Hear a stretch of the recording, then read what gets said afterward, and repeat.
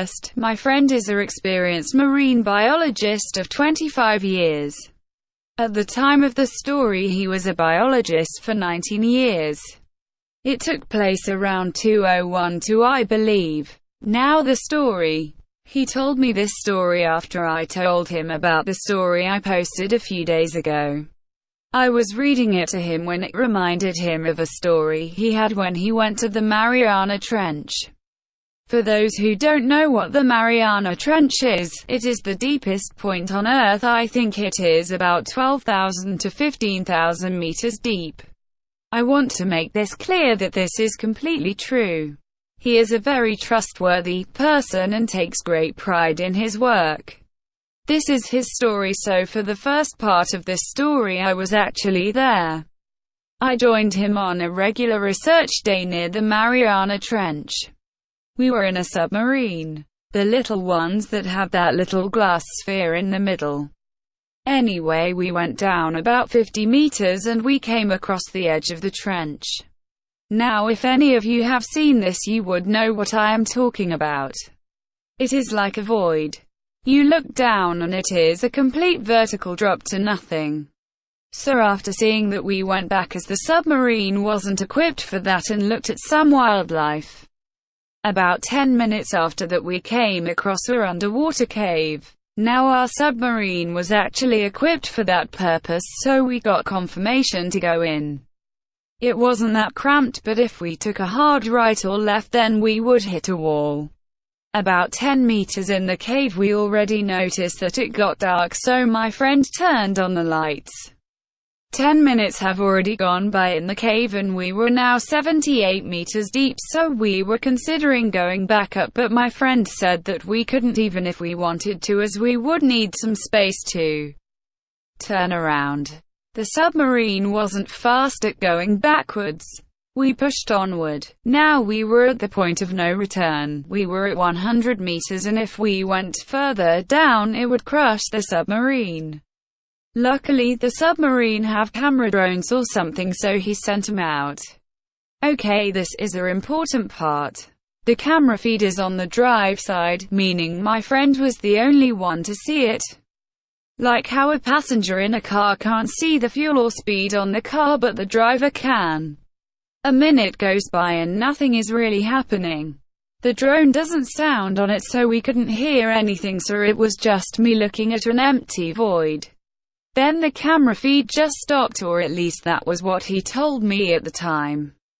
He seemed frantic, and just turned around, scraping the side of the submarine, luckily not causing a leak. He just booked it out of that cave, not even thinking, just doing his instincts.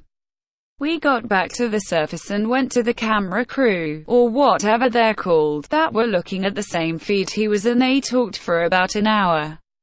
He never told me what he saw on that camera until yesterday, and I'll save that for the end. This is around 4 years later, 2012. I wasn't there during this, but this is what he told me. This is a few years later, so the technology advanced after the last time I was there. He was in another submarine, pretty similar to the one we were in. He was with another person that I will keep unknown for privacy reasons. This exportation trip was for exploring the cave we found. This submarine they were in was pretty advanced for its time. It had a tar radar and a scanner which would scan for any heat or life source.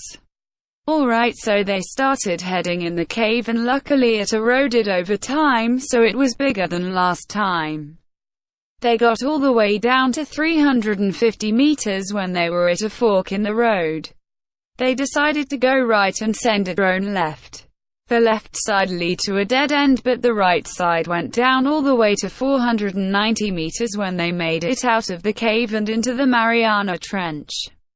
They got confirmation to continue going down to make sure that the cave truly ended there, and continued down. Now they went on down for an hour of nothing going on and were now at 4,682 meters deep. When they finally found the other end of the cave, or just another cave, but that's what he said. Anyway, they went in the cave. After 5 minutes in there, they were now at 4,800 meters deep when they came across a huge camber of some sort.